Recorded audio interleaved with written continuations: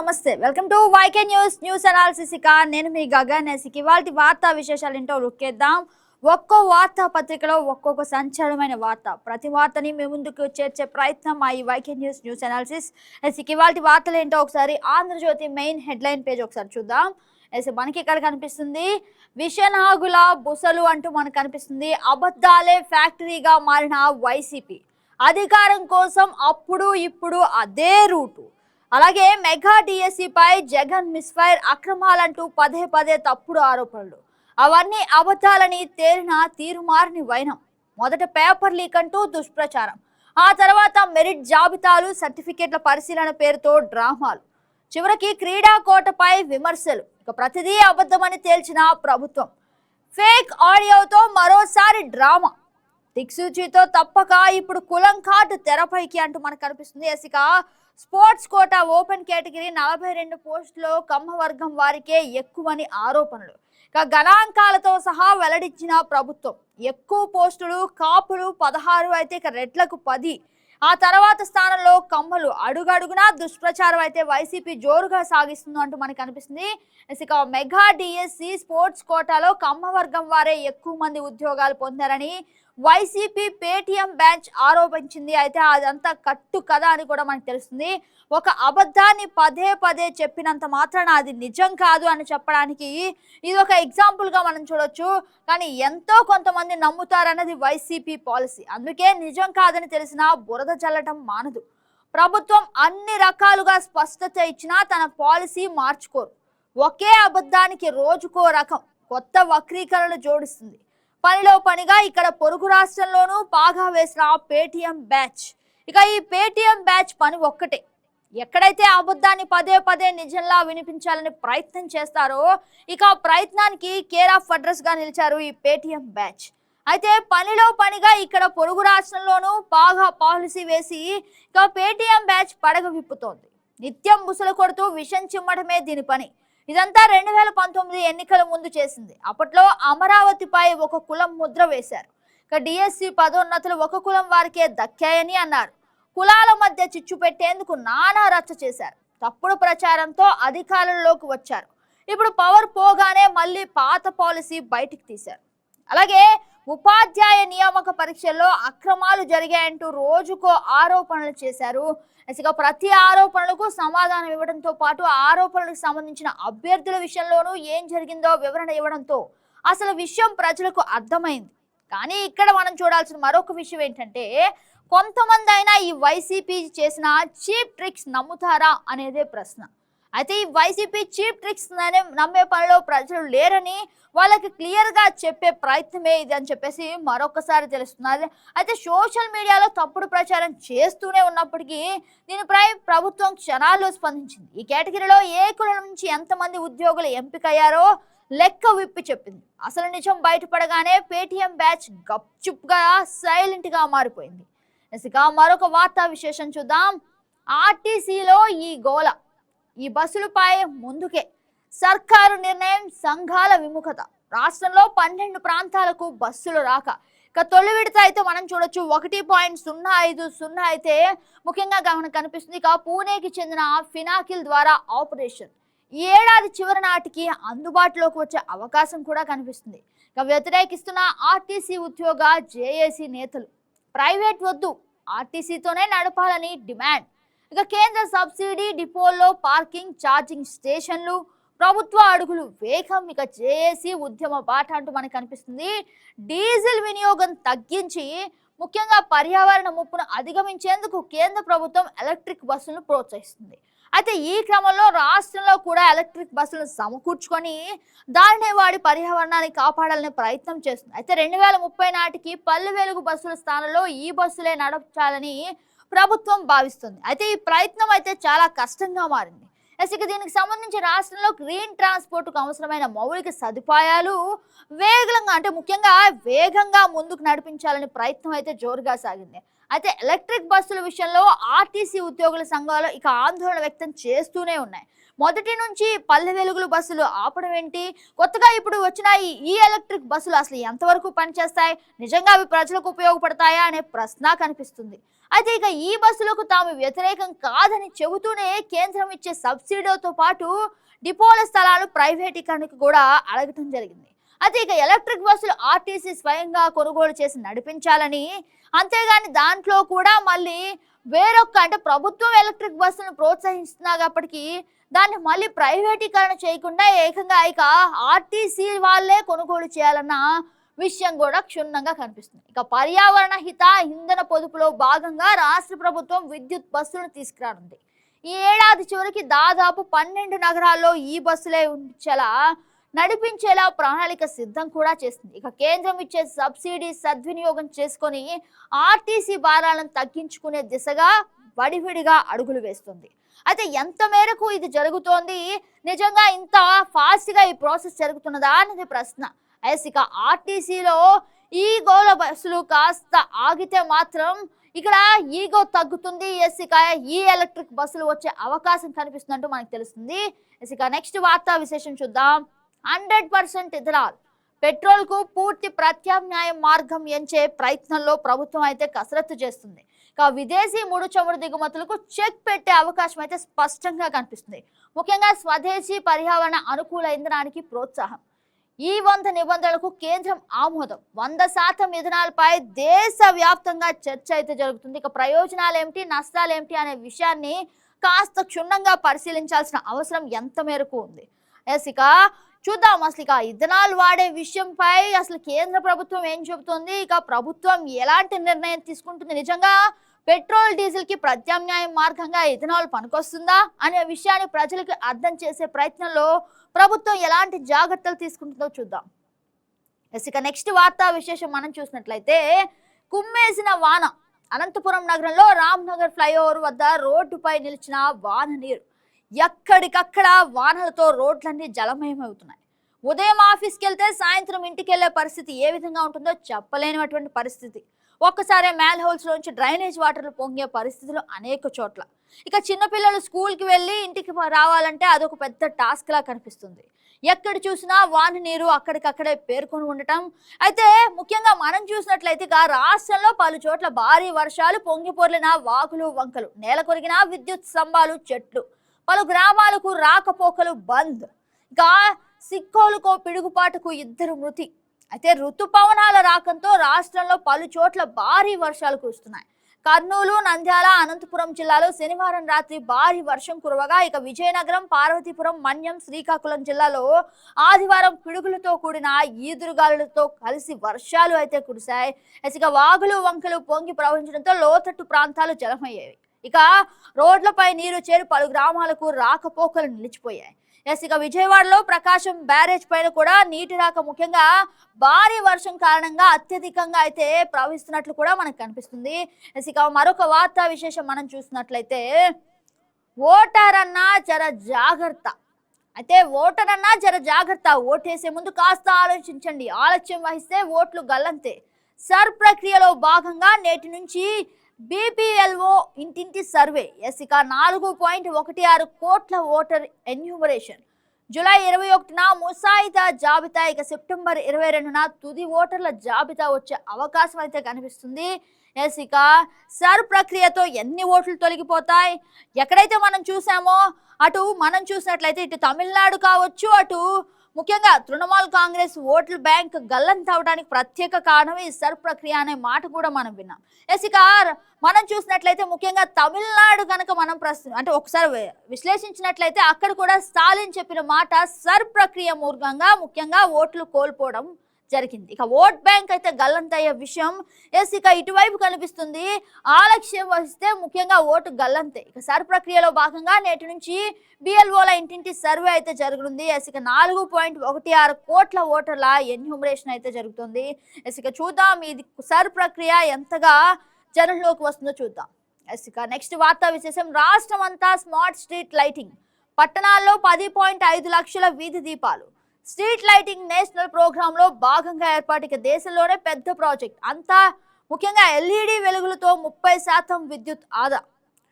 ఇక street light అంటే ముఖ్యంగా అంటే యాక్సిడెంట్స్ అనేవి ఎక్కువగా జరగడానికి ప్రధాన కారణం కనుక మనం చూసినట్లయితే చాలా చోట్ల ఈవెన్ రహదారుల్లో NH65 లాంటి రోడ్లలో కూడా కొన్ని చోట్ల అయితే విద్యుత్ లైట్లు పని చేయకపోవడం, వాహనాలు ఎటు నుంచి వస్తున్నాయో అర్థం కాకపోవడం ముఖ్యంగా యాక్సిడెంట్లకి ప్రధాన కారణం.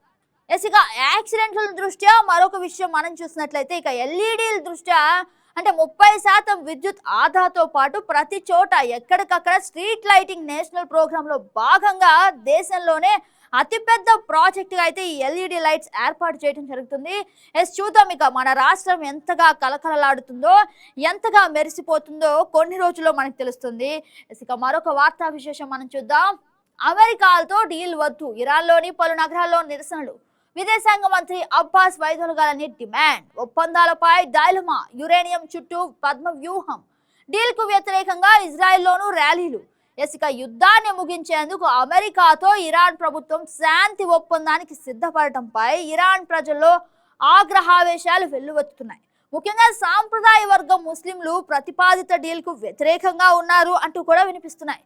ఇక అమెరికాతో చర్చల్లో కీలక పాత్ర పోషిస్తున్న విదేశాంగ మంత్రి అబ్బాస్ ముందుగా అయితే మనం చూసినట్లయితే అమెరికా దాడిలో మరణించిన సుప్రీం లీడర్ అలీ ఖమేనీ పుట్టిన మషాద్ పాటను ముఖ్యంగా అంటే ఇక్కడ పుట్టినటువంటి విదేశాంగ శాఖ కార్యాలయం ముందు శనివారం భారీ సంఖ్యలో గుమికూడి ఆందోళనకారులు ఇక అబ్బాస్ కు ముఖ్యంగా వ్యతిరేకంగా నినాదాలు చేశారు. ద్రోహి అబ్బాస్ అంటూ మనకి రకరకాల మాటలు వినిపించాయి.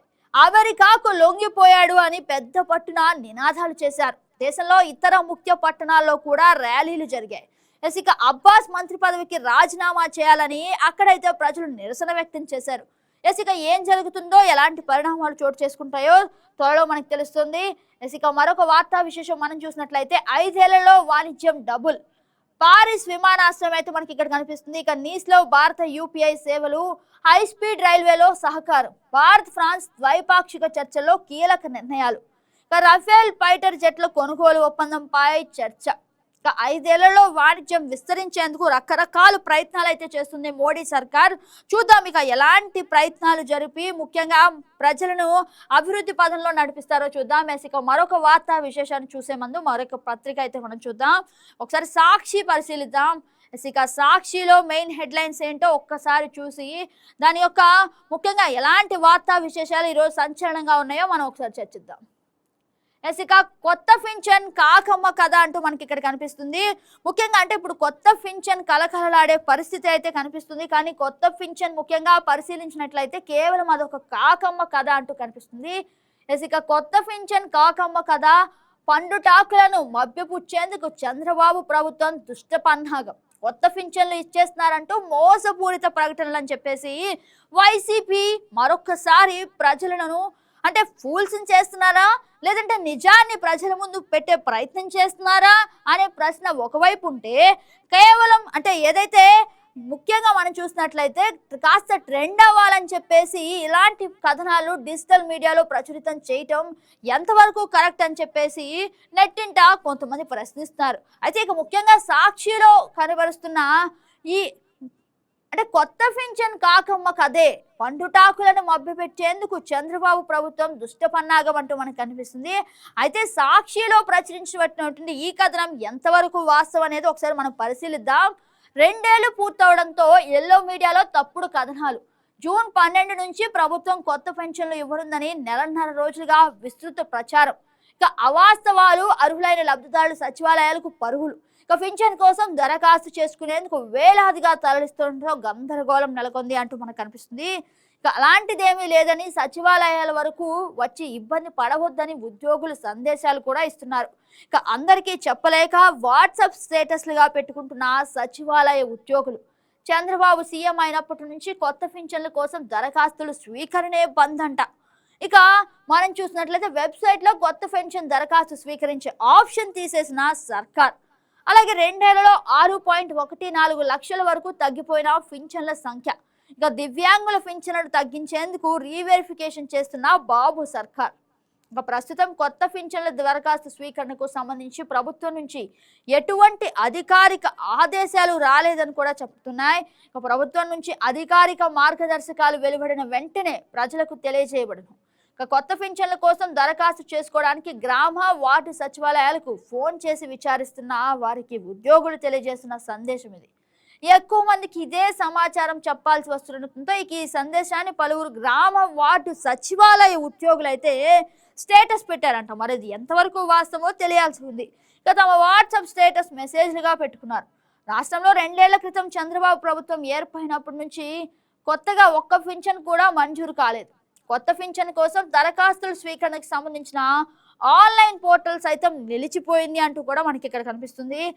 ఇక ముఖ్యంగా టీడీపీ అనుకూల మీడియాలో వితంతువులకు పింఛన్ భరోసా జూన్ నుంచి కొత్త వారికి కూటమి ప్రభుత్వం 3వ వసంతలోకి అడుగుడిగే వేళ ముఖ్యంగా ఇలాంటి ప్రచురితమయ్యే ప్రత్యేక కథనాలు ఎంతవరకు వాస్తవం అంటూ ప్రశ్నలు వినిపిస్తున్నాయి. ఇదే అంశంపై మంత్రి అచ్చెన్నాయుడు సహా కొందరు మంత్రులు ప్రకటన చేసినట్లు కథనాలు కూడా వచ్చాయి. ఇవి చూసి 2 ఏళ్లుగా కొత్త పింఛన్ల కోసం రాష్ట్ర వ్యాప్తంగా ఎదురు చూస్తున్న లక్షలాది మంది అర్హులైన అవ్వా తాతలు వితంతువులు దరఖాస్తులు కూడా చేసుకుంటున్నారు. ఇక నిజంగా వాళ్ళ చేతికి ఈ పింఛన్ అందుతుందా లేదా అనే ప్రశ్న అయితే వ్యక్తమవుతుంది. చూద్దాం ఈ కొత్త పింఛన్లు ఎప్పటి నుంచి మొదలవుతాయి. ఇక నెక్స్ట్ వార్తా విశేషం మనం చూసినట్లయితే మీ ఇంటికే వస్తున్నాం సార్ అంటూ మనకి ఇక్కడ కనిపిస్తుంది. అయితే వచ్చేది సార్ కాదు సార్. ముఖ్యంగా అంటే ఏదైతే ప్రక్రియ జరుగుతుందో ఖచ్చితంగా SIR ప్రక్రియ ఓటర్ల తొలగింపు జరుగుతుందా, అసలు ఎంతమంది ఓట్లు తొలగించే అవకాశం కనిపిస్తుంది అనేది మనకి ఇక్కడ తెలుస్తుంది. నేటి నుంచి ఓటర్ల జాబితా ఇంటింటా సర్వే జూలై 14 వరకు నిర్వహణ. ఇక ప్రతి ఓటరు ఎన్యూమరేషన్ ఫారం పూర్తి చేసి ఇవ్వాల్సిందే. అలాగే జూలై 21న విడుదలయ్యే ముసాయిదా ఓటర్ జాబితా చాలా కీలకం అంట. ఇక సర్తో కొన్ని వర్గాల ఓట్లు తొలగించే కుట్ర. ఇప్పటికే దేశంలో 6.5 కోట్ల మంది ఓట్లు తొలగించారు. ఇక రానున్న రోజుల్లో 16 కోట్ల మంది అయితే ఓట్లను తొలగించే అవకాశం కనిపిస్తుంది. ఆర్థిక రాజకీయ విశ్లేషకుడు డాక్టర్ పరకాల ప్రభాకర్ అయితే ఈ మాట అన్నారు. అలాగే ఇక ముఖ్యంగా అంటే ఈ సర్ ప్రక్రియ ద్వారా అసలు ఎంతమంది ఓట్లు తొలగిస్తారో అనేది ఇప్పుడు ప్రశ్న. చూద్దాం ఇక ఎన్ని ఓట్లు తొలగిపోతాయో. ఇక నెక్స్ట్ వార్తా విశేషం మనం చూసినట్లయితే ప్రభుత్వం మోసం చేసింది, అర్హత ఉన్న వారికి అన్యాయం చేసింది. TSC 2025 బాధిత అభ్యర్థుల ఆగ్రహం. వైఎస్ఆర్సీపీ కార్యాలయం వద్దకు తరలి వచ్చిన అభ్యర్థులు తమకు అండగా నిలవాలని కోరిన బాధితులంట. ఇక పార్టీ న్యాయ పోరాటం చేస్తుందని నేతలు వెల్లడించారు. ఇక అయితే నిజానికి DSC అవకతవకలు జరిగాయా లేదా అంటే కూటమి ప్రభుత్వం చెప్తున్న సమాధానం ఒక్కటే. 2025లో ఏదైతే DSC జరిగిందో ఆ DSCకి ఖచ్చితంగా అంటే ముఖ్యంగా మెరిట్స్ ఖచ్చితంగా ఎవరికైతే అర్హత ఉందో వారికే ఉద్యోగాలు కల్పించామని చెప్పేసి వారి మాట. ఇక వైఎస్ఆర్సీపీ దృష్ట్యా మనం చూసినట్లయితే DSCలో అవకతవకలు జరిగే మెరిట్ వారిని పక్కన పెట్టి సొంత వారికి కట్టపెట్టారు అన్న మాట వినిపిస్తుంది. ఇందులో ఎలాంటి వాస్తవాలు బయటికి రావాలో వెయిట్ చేస్తూ ఉన్నారు ప్రజలు. చూద్దాం. ఇక నెక్స్ట్ వార్తా విశేషం మనం చూసినట్లయితే ఇకపై దాడులొద్దు, శాంతి యత్నాలకు విఘాతం కలిగించొద్దు, ఇజ్రాయెల్ ఇరాన్కు ట్రంప్ హెచ్చరిక అంటూ మనకు కనిపిస్తుంది. బీరూట్లో హెజబొల్లా స్థావరాలపై ఇజ్రాయెల్ దాడులు మరొకసారి. ఇక ఎన్నిసార్లు దాడులు చేసినా ట్రంప్ వైఖరి అయితే మార్చుకోవడంటూ కూడా మనకు కనిపిస్తుంది. ఇకపై ఎలాంటి దాడులు చేసుకున్నా సహించేది లేదని ఇజ్రాయెల్ ఇరాన్లను అమెరికా అధ్యక్షుడు డొనాల్డ్ ట్రంప్ అయితే మరొకసారి తీవ్రంగా హెచ్చరించారు. లెబనాన్ రాజధాని బీరూట్ శివార్లలో హెజ్బొల్లా స్థావరాలపై ఇజ్రాయెల్ సైన్యం జరిపిన తాజా దాడులపై ఆయన ఆదివారం స్పందించారంట. ఇక పశ్చిమాసియాలో యుద్ధాన్ని పూర్తిగా ముగించే దిశగా ఒప్పందాన్ని ఖరారు చేసుకోవడానికి ప్రయత్నాలు జరుగుతున్నాయని తెలిపారు. ఇలాంటి తరుణంలో దాడులు ప్రతిదాడులకు దిగితే పరిస్థితి సంక్లిష్టకంగా మారుతుందని వినిపిస్తుంది. ఇక శాంతి యత్నాలకు విఘాతం కలుగుతుందని కూడా స్పష్టం చేశారు. అందుకే సంయమనం పాటించాలని ఇజ్రాయెల్ ఇరాన్కు ఆయన చెప్పడం జరిగింది. ఇక బీరూట్ పై ఇజ్రాయెల్ సైన్యం చేసిన దాడిలో పలువురు మరణించారు. ఇక నగరంలో దట్టమైన పొగ వెలువడుతున్న దృశ్యాలు కనిపించాయి. శిథిలాల నుంచి ఇప్పటిదాకా 3 మృతదేహాలను 6 క్షతగాజులను వెలికి తీసినట్లు మనకు కనిపిస్తుంది. ఇక మారణ కాండ మళ్ళీ మొదలైందా ట్రంప్ అంటూ కొన్ని నెట్టింట వార్తలు కూడా వైరల్ అవుతున్నాయి. చూద్దాం ఇక ఎప్పటికీ యుద్ధాలు ఆగే పరిస్థితి నెలకొంటుందో. ఇక్కడ ఒక వార్తా విశేషం మనం చూసినట్లయితే లారీని ఢీకొట్టిన APS RTC bus. Yes, Andhra Pradesh నుంచి బెంగళూరుకి వెళ్తున్న ఏపీ ఆర్టీసీఎస్ బస్సు ముఖ్యంగా కర్ణాటకలో చిక్కబల్లాపురం జిల్లా చింతమణి పట్టణం వద్ద గ్రామానికి గురై ముఖ్యంగా అంటే ఆ గ్రామం వద్ద ఖచ్చితంగా అంటే ఏదైతే మలుపుదారి ఉందో అక్కడ ఒక లారీని ఢీకొట్టు ప్రమాదానికి గురైనట్టు మనకు కనిపిస్తుంది. ఇక బస్సులోని ప్రయాణికుల్లో 10 మంది అయితే గాయపడ్డారు. ఎస్, ఇదైతే ఒక శుభవార్త, ఎందుకంటే ఎవరు మరణించలేదు, కేవలం గాయాలతో బయటపడినట్లు కూడా మనకు తెలుస్తుంది.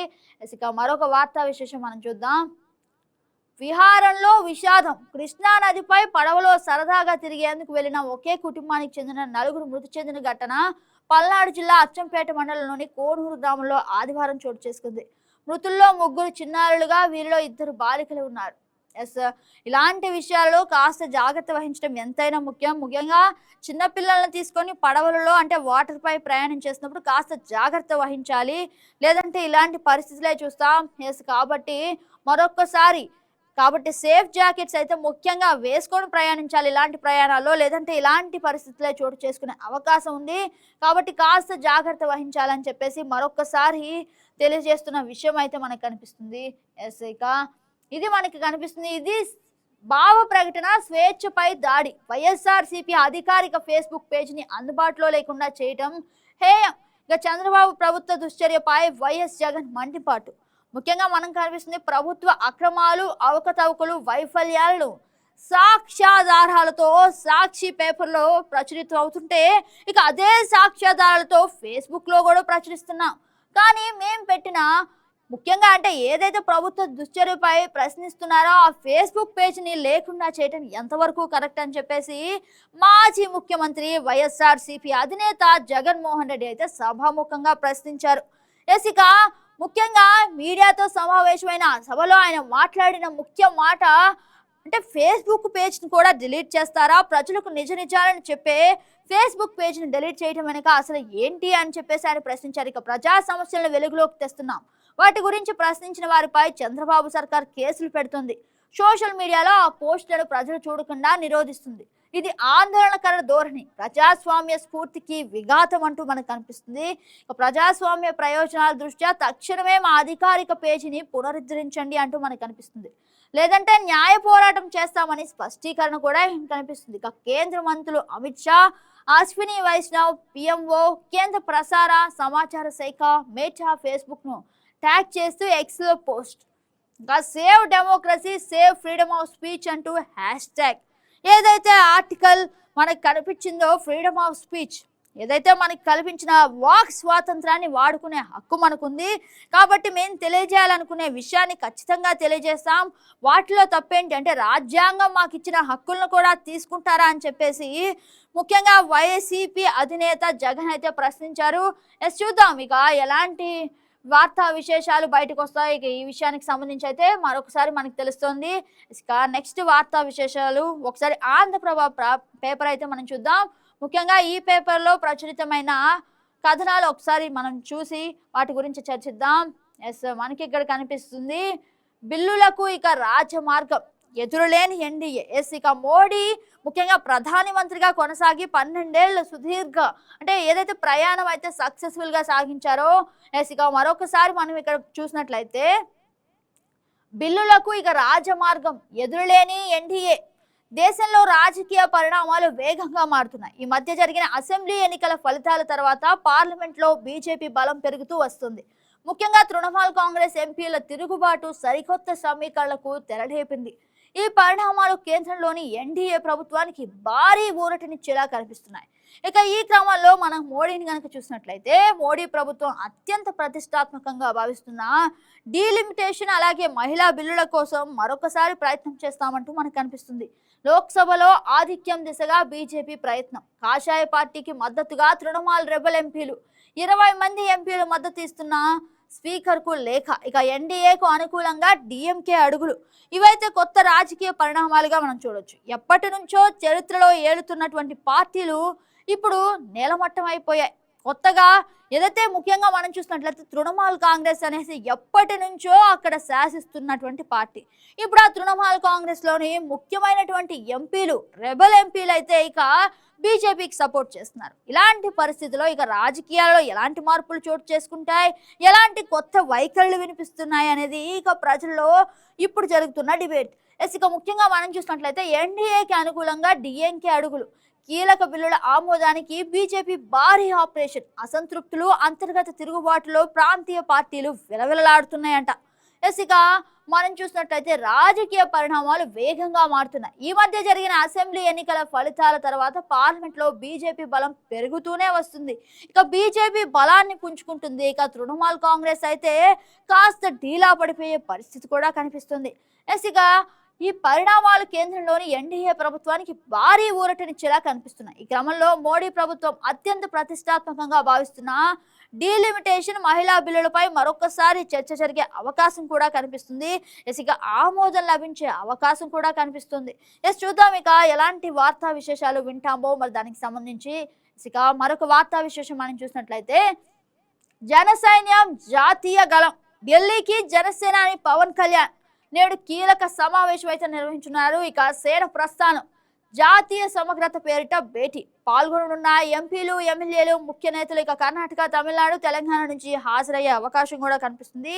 ముఖ్యంగా జాతీయ సమగ్రతపై దిశానిర్దేశం చేయనున్న పవన్ కళ్యాణ్ ఆంధ్రప్రదేశ్ రాజకీయాల్లో కీలకంగా ఉన్న జనసేన ప్రాంతీయ అస్తిత్వాన్ని కాపాడుకుంటూనే జాతీయ సమైక్యతకు బలం చేకూర్చే సరికొత్త రాజకీయ సిద్ధాంతాన్ని బలీయంగా వినిపించేందుకు సిద్ధమైంది. ఇక ముఖ్యంగా దేశ రాజధాని ఢిల్లీలో అశోక హోటల్లో ఇవాళ జనసేన విస్తృత స్థాయి సమావేశం అయితే ఏర్పాటు చేసింది. ఇక ఆంధ్రప్రదేశ్ ఉప ముఖ్యమంత్రి, పార్టీ అధినేత పవన్ కళ్యాణ్ అధ్యక్షతన జరిగే ఈ సమావేశానికి ముఖ్యంగా సేన ప్రస్థానం జాతీయ సమైక్యత కోసం అనే పేరును ఖరారు చేశారు. ఇక ఈ సమావేశంలో ఆ పార్టీ ఎంపీలు, ఎమ్మెల్సీలు, ఎమ్మెల్యేలు, ముఖ్య నేతలు పాల్గొనున్నారు. ఇందుకోసం ఆదివారమే జనసేన నేతలు ఢిల్లీ చేరుకున్నారు. ఇక ప్రాంతీయతను విస్మరించే జాతీయవాదం భాషలను కూడా కనిపించే అవకాశం కనిపిస్తుంది. ఇక చూద్దాం ఈ ఢిల్లీలో జనసేన ఎలాంటి అడుగులు వేస్తుందో చూడాల్సి ఉంది. ఇక నెక్స్ట్ వార్తా విశేషం మనం చూద్దాం. కృష్ణా నదిలో పడవ బోల్తా, 4 దుర్మరణం, మృతుల్లో 3 చిన్నారులు, 6 కాపాడిన స్థానికులు. పల్నాడు జిల్లా కోనూరులో విషాదం, వేడుకకు వెళ్లి తిరిగి వస్తుండగా ప్రమాదం అంట. ఇక ఒకసారి మనం ఈ విషయాన్ని కనుక క్షుణ్ణంగా పరిశీలించినట్లయితే పల్నాడు జిల్లా కోనూరులో విషాదం చోటు చేసుకుంది. కృష్ణానదిలో పడవ బోల్తా పడిన ఘటనలో 4 దుర్మరణం చెందారు. మృతుల్లో అయితే 3 చిన్నారులు. ఇక అచ్చంపేట మండలం కోనూరు గ్రామంలో ఆదివారం ఈ విషాద ఘటన చోటు చేసుకుంది. 10 మంది బంధువులు కోనూరులో జరిగిన వేడుకకు వెళ్లి వస్తుండగా ఈ ప్రమాదం చోటు చేసుకుంది. పడవ ఒక్కసారిగా తిరగబడడంతో 4 నీట మునిగి మరణించారు. మృతులను బత్తుల కార్తిక్, గంధం సంధ్య, గంధం సైని, కొనతం చైతన్య ఉన్నారు. మృతదేహాలను ముఖ్యంగా అంటే చిన్న పిల్లలను, అంటే చిన్నారులను ఇలా ఈ పరిస్థితిలో చూస్తే హృదయ విదారకంగా కనిపిస్తుంది. కాగా మరో 6 స్థానికులు క్షేమంగా కాపాడి ఒడ్డుకు చేర్చారు. వీరంతా ఒకే కుటుంబానికి చెందిన బంధువులని కూడా మనకు తెలుస్తుంది. ఇక నెక్స్ట్ వార్తా విశేషం మనం చూసినట్లయితే ప్రకాశం బ్యారేజ్ కి వరద, 4 గేట్లు ఎత్తివేత, ఎగువ ప్రాంతాల్లో వర్షాలు, అలాగే కృష్ణా నదిలో పెరిగిన నీటి ప్రవాహం, ముఖ్యంగా దిగువకు 3000 క్యూసెక్కులు నీటిని అయితే విడుదల చేశారు. ఇక ప్రకాశం బ్యారేజ్ లో ముఖ్యంగా మనం చూసినట్లయితే ఎప్పుడైతే ఈ వాతావరణం వర్షాల కారణంగా అధికంగా నమోదవుతాయి, ఖచ్చితంగా క్యూసెక్కులు విడుదల చేయాల్సిన పరిస్థితులు అయితే నెలకొంటాయి. ఇక 3000 క్యూసెక్కులు అయితే విడుదల చేశారు. మరో 3 రోజుల పాటు వరద అయితే ఇక పరివాహక ప్రాంత ప్రజలకు జాగ్రత్త హెచ్చరికలు కూడా తెలియజేశారు. ఇక నెక్స్ట్ వార్తా విశేషం చూద్దాం. పాఠాలు చదవలేరు, లెక్కలు చేయలేరు అంటూ మనకు కనిపిస్తుంది. ఇక విద్యార్థులతో మెరుగుపడని విద్యా ప్రమాణాలు, తీసివేతలు, బాగా ఆహారాలు రాక ఇబ్బందులు, పాఠశాలలో కొరబడిన సమగ్ర బోధన, ఇక వార్షిక విద్యాస్థితి నివేదిక. అలాగే ముఖ్యంగా మనం చూసినట్లయితే మెగా డిఎస్సిపై రాజకీయ క్రీడ అంటూ మనకు ఒకసారి కనిపిస్తుంది. ఆరోపణల పర్వం, ఆధారాలు శూన్యం, ఎక్కడికక్కడ ఆరోపణలే కనిపిస్తున్నాయి కానీ ఆరోపణలకు తోడుగా ఏవైతే ఆధారాలు ఉంటాయో ఆధారాలు మాత్రం లేవు, ఒక్క ఎవిడెన్స్ లేదు. ఏదైతే డిఎస్సి నియామకాల అవకతవకలు జరిగాయని చెప్పడానికి కేవలం మాటలు మాత్రమేనా, అయితే ఎవిడెన్స్ ఏం దానికి సంబంధించి సమర్పించడా అని చెప్పేసి కొంతమంది ప్రజలు అయితే ప్రశ్నిస్తున్నారు. ఇక వైసీపీ చెప్పే మాటల్లా వింటున్నారు కొంతమంది. ఇక ఏదైతే జరుగుతుందో అంటే ముఖ్యంగా ఈ మధ్య జరుగుతున్న విషయాన్ని మనం చూసినట్లే ఇక కులానికి అంటగడుతూ కొత్త నాటకం అయితే ప్రజల్లోకి తీసుకెళ్లాలన్న ప్రయత్నం కూడా భారీగా జరుగుతుంది. అయితే కొంతమంది అయితే ఈ విషయాన్ని కంప్లీట్ గా ఎప్పుడైతే డిఎస్సి నియామకాలు జరిగాయో ఉద్యోగాలు పొంది ఉద్యోగాలు చేస్తున్నప్పుడు అప్పుడు లేని సమస్య అంతా ఇప్పుడు ఎందుకు వస్తుంది కొత్తగా అంటూ ప్రశ్నిస్తున్న వైఖరి కూడా మనకు తెలుస్తుంది. ఎస్ ఇక వాస్తవాలు తేల్చాల్సిన అధికారులు ఇక కొన్ని రోజుల్లో మన ముందుకి ఏం విషయం వస్తుందో చూద్దాం. నెక్స్ట్ వార్తా విశేషం మనం చూసినట్లయితే ఎన్సిపిఐ గూటికి టీఎంసీ రెబెల్ ఎంపీలు అయితే చేరుతున్నారు. విలీనమయం సభలో విడిగా కూర్చుంటాం, ఎన్డీఏకు మద్దతు ఇస్తాం, మోడీ నాయకత్వంలో పనిచేస్తాం, రెబెల్ ఎంపీ కకోలి ఘోష్ ప్రకటన. ఇక స్పీకర్ ఓం బిర్లాతో ఎంపీలు భేటీ, కేంద్ర మంత్రి భూపేంద్ర యాదవ్ తోనూ సమావేశం. ఇవైతే హాట్ రాజకీయాల వార్తలుగా మనం చూడొచ్చు. ముఖ్యంగా ఏదైతే మోడీ నాయకత్వంలో పనిచేస్తామంటూ టీఎంసీ ముఖ్యంగా తృణమూల్ కాంగ్రెస్ ఎంపీలు చెప్పడం అనేది కాస్త హాట్ టాపిక్ గానే మనం చూడొచ్చు. తృణమూల్ కాంగ్రెస్ ఏంటి, బీజేపీ ఏంటి, ఎప్పటికీ పడినటువంటి పార్టీలు ఇప్పుడు ముఖ్యంగా తృణమూల్ కాంగ్రెస్ రెబెల్ ఎంపీలు అయితే బీజేపీని సపోర్ట్ చేయడం కాస్త హాట్ టాపిక్ గానే చూడాలి. ముఖ్యంగా ఇక ఎలాంటి రాజకీయ పరిణామాలు చోటు చేసుకుంటాయో, ఎలాంటి మలుపులు తిరుగుతాయని చెప్పేసి ప్రజలంతా తీవ్ర ఆసక్తితో ఎదురు చూస్తున్నారు. చూద్దాం ఇక ఎలాంటి పరిణామాలు అయితే చోటు చేసుకుంటాయో. ఇక మరొక వార్తాపత్రికను ఒకసారి చూద్దాం. ఇంకా మిగిలిన అంటే ముఖ్యంగా ఎలాంటి విషయాలు అయితే వార్తాపత్రికలకు ముఖ్యంగా ప్రచురిస్తున్నారు చూద్దాం. ఇక విశాలాంధ్ర చూద్దాం ఒకసారి. విశాలాంధ్రలో ఎలాంటి వార్తలు ఈ రోజు ప్రచురించారో ఒకసారి చర్చిద్దాం. ఇక మనం చూసినట్లయితే నష్టాల ఊబిలో రైతన్న అంటూ మనకు కనిపిస్తుంది. ముఖ్యంగా 6 కాలం కష్టపడి పంటలు పండించిన రైతులకు గిట్టుబాటు ధరలు దక్కక వ్యవసాయం రోజు రోజుకు నష్టాల బాట పడుతోంది. ఎన్నికల సమయంలో రైతు దేశానికి వెన్నుముక అంటారు. ఇక రాజకీయాలలో తెలిసిందే కదా, కొన్ని రోజులు రైతు దేశానికి వెన్నుముక అని చెప్పిన నాయకులే రైతు బాధలను పట్టించుకోరు అంటూ కూడా కొన్ని మాటలు వినిపిస్తున్నాయి. ఇక 6 కాలం కష్టపడి పంటలు పండించిన రైతులకు గిట్టుబాటు ధరలు దక్కక వ్యవసాయం రోజు రోజుకు నష్టాల బాట పడుతుంది. ఎన్నికల సమయంలో రైతు సంక్షేమమే తమ ప్రభుత్వ ప్రధాన లక్ష్యమని హామీలు ఇచ్చేస్తారు. ఇక హామీలు మాత్రం ఖాళీగా కనిపిస్తాయి. ఆ లక్ష్యాలు పూర్తవనే అధికారంలోకి వచ్చిన తర్వాత రైతాంగ సమస్యలు పూర్తిగా విస్మరించాలని రైతు సంఘాలు ఆందోళన వ్యక్తం చేస్తున్నాయి. కేవలం కార్పొరేట్ ప్రయోజనాల లక్ష్యంగా ప్రభుత్వాలు పనిచేస్తున్నాయన్న విమర్శలు వెలువెత్తున్నాయి. రాష్ట్ర ఆర్థిక వ్యవస్థకు వెన్నుముకగా నిలిచిన రైతులు, కౌలు రైతులు ఇవాళ తీవ్ర ఆర్థిక ఇబ్బందులు ఎదుర్కొంటున్నారు. మామిడి రైతుకు గిట్టుబాటు ధర లేదు. మామిడికాయ సీజన్ జరుగుతోంది, కానీ మామిడి రైతులకు కనీసం గిట్టుబాటు ధర లేదు. ఒక పక్క వర్షం, ఒక పక్క ఎక్కడైతే వాళ్ళు బ్రతకాలి అని చెప్పేసి అప్పుల ఊబిలో చిక్కుకొని మరీ వ్యవసాయం చేసిన పరిస్థితులు. ఇక ముఖ్యంగా మనం చూసినట్లయితే ఆక్వా రంగం తీవ్ర సంక్షోభంలో చిక్కుకోగా పత్తి రైతుల పరిస్థితి మరింత దయనీయంగా మారింది. ఎన్నికల సమయంలో ప్రకటించిన సూపర్ 6 హామీలో కీలకమైన అన్నదాత సుఖీభవ పథకం, ముఖ్యంగా ప్రతి రైతుకు 20,000 ఆర్థిక సాయం అందిస్తామని చెప్పినా మొదటి ఏడాది ఆ హామీ అమలు కాలేదు. రెండో ఏడాది నుంచి కూడా కేవలం భూమి యజమానులకు మాత్రమే పరిమితం చేయడంతో లక్షలాది మంది కౌలు రైతులు అయితే డీలా పడే పరిస్థితి కనిపిస్తున్నాయి మనకు తెలుస్తుంది. ముఖ్యంగా చిత్తూరు జిల్లాలో మామిడి రైతులు అయితే తీవ్ర ఆందోళనలో ఉన్నారు. జిల్లా వ్యాప్తంగా దాదాపు 2.75 లక్షల హెక్టార్లో 70,000 మందికి పైగా రైతులు మామిడి సాగు చేస్తున్నారు. ప్రత్యక్షంగా పరోక్షంగా దాదాపు 4 లక్షల మంది ఈ రంగంపై ఆధారపడి జీవిస్తున్నారు. ఇక ముఖ్యంగా మనం చూసినట్లయితే తోతాపురి రకం 5 లక్షల టన్నులు, బంగినపల్లి ఇతర టేబుల్ రకాలు 2.50 లక్షల టన్నులు, వెరిసి మొత్తం దిగుబడి 7.75 లక్షల టన్నులు వస్తుందనే ప్రాథమిక అంచనా. ఇక ముఖ్యంగా మనం చూసుకుంటే దిగుబడి కేవలం 2 నుంచి 2.5 టన్నులే వస్తుంది. జిల్లాలో 64 మామిడి గుజ్జు పరిశ్రమల్లో కేవలం 42 మాత్రమే పనిచేస్తున్నాయి. అంటే రకరకాల పరిస్థితులు. ఎందుకు రైతు దేశానికి వెన్నుముక అని చెప్పి, రైతే రాజు అని చెప్పి ఇలాంటి రైతులను కాస్త పట్టించుకొని ప్రభుత్వాలు ఎందుకు అంటూ ప్రజలైతే ప్రశ్నిస్తున్నారు. చూద్దాం ఇక రైతులకు ఎలాంటి మేలు చేకూరుస్తారో చూద్దాం. ఇక మరిన్ని వార్తా విశేషాలు మీ ముందు పెట్టే ప్రయత్నం మా ఈ వైకే న్యూస్ అనాలిసిస్. చూసారు కదా, ఇది వాళ్ళ వైకే న్యూస్ అనాలిసిస్.